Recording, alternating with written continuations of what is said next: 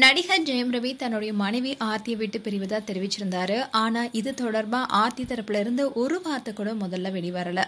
ஜெயம் ரவி இந்த விவகாரத்து தொடர்பா அறிவிக்கும் போது இருவருமே பரஸ்பரமா பேசி இந்த முடிவை எடுத்திருப்பாங்கன்னு பலரும் நினைச்சாங்க. ஆனா ஒவ்வொரு தகவலா வெளிவர ஆரம்பிச்சது. அதை கேட்டு பலரும் அதிர்ச்சி அடைஞ்சாங்க. தமிழ் சினிமாவில கடந்த சில மாதங்களா மிகவும் பரபரப்பா பேசப்படும் பேச்சுக்களை படத்துடைய ப்ரொமோஷன்களை குறித்த பேச்சுக்களை விடவும் நடிகர்களுடைய விவகாரத்தை குறித்த பேச்சுக்கள் அதிகமாக இருக்கு. சில மாதங்களுக்கு முன்னாடி ஜிவி பிரகாஷ் ஐந்து விவகாரத்து குறித்து பேசப்பட்டு வந்த நிலையில இப்போ ஜெயம் ரவி ஆர்த்தி குறித்த பேச்சுக்கள் அதிகமாக இருக்கு. ஜெயம் ரவியும் ஆர்த்தியும் விரைவில் விவகாரத்து செய்ய இருக்காங்க என்ற பேச்சு அடிப்பட்டதிலிருந்தே இப்போ வரைக்கும் இந்த பேச்சு ஓய்ந்த பாடல. அதிலும் குறிப்பா பாடகி கெனிசா தான் இவங்களுடைய விவகாரத்துக்கு காரணம்னு ஒரு பக்கம் புகைச்சலும் வந்துட்டு இருக்கு. ஆனா இந்த புகைச்சலுக்கு ஜெயம் ரவி முடிக்கட்டினாரு. இந்நிலையில தன்னுடைய மனைவி ஆர்த்தி மீது ஜெயம் ரவி காவல் நிலையத்துல புகாரும் கொடுத்திருக்காரு. சமீபத்துல தான் ஜெயம் ரவி தன்னையும் பாடகி கெனிசாவையும் இணைத்து சமூக வலைத்தளங்கள பல்வேறு தகவல்கள் வருது. எனது பர்சனல் வாழ்க்கை குறித்து பேச வேணாம், என்னையும் பாடகி கெனிசாவையும் இணைத்து பேசுறீங்க, இதெல்லாம் வேணாம். பாடகி கெனிசா ஒரு ஹீலர், நானும் பாடகி கெனிசாவும் இணைந்து எதிர்காலத்துல ஒரு ஹீலர் சென்டர் தொடங்கலான்னு இருக்கோம்னு சொல்லியிருந்தாரு. அண்ட் கொஞ்ச நாளைக்கு முன்னாடி தான் சோசியல் மீடியா பேச்சையும் அதோடைய பாஸ்வேர்டையும் மனைவி ஆர்த்தி கிட்ட இருந்து மீட்டதா தெரிவிச்சிருந்தாரு. அது மட்டும் இல்லாம ஆர்த்தியுடன் இருந்த போட்டோ வீடியோ எல்லாத்தையுமே டிலீட் பண்ணிட்டாரு.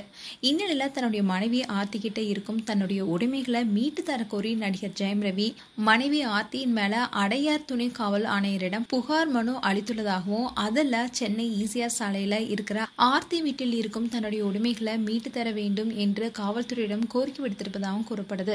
ஆனால் பலரும் ஆர்த்தியிடம் இருந்து வீட்டை மீட்டு தருமாறு புகார் கொடுத்துள்ளதாக சமூக வலைதளத்தில் ஒரு செய்தி பரவிட்டு வருது. இந்நிலையில ஜெயம் ரவி மும்பையிலேயே செட்டில் ஆக போறாருனோ அங்கேயே ஆபீஸ் ஓபன் பண்ண போறதாகவும் கூறப்படுது. இதை தொடர்ந்து ஆர்த்தியோடைய ஒரு வீடியோவும் இப்போ சோஷியல் மீடியால வைரலாயிட்டு வருது.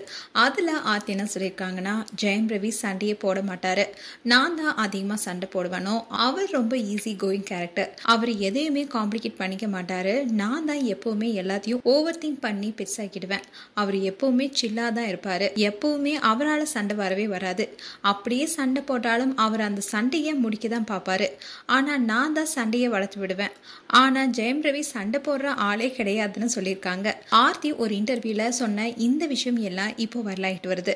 இதை பார்த்த ஜெயம் ரவி ஃபேன்ஸ் எல்லாமே அப்போ ஜெயம் ரவி சொன்னது எல்லாமே உண்மைதான்னு கமெண்ட் பண்ணிட்டு வராங்க. விக்ரமோ ஒரு இன்டர்வியூல ஜெயம் ரவி கிட்ட காசு கேட்டா அவர் ஒய்ஃப் கிட்ட வாங்கி தான் கொடுப்பாருன்னு ஃபன்னா சொல்லியிருந்தாரு.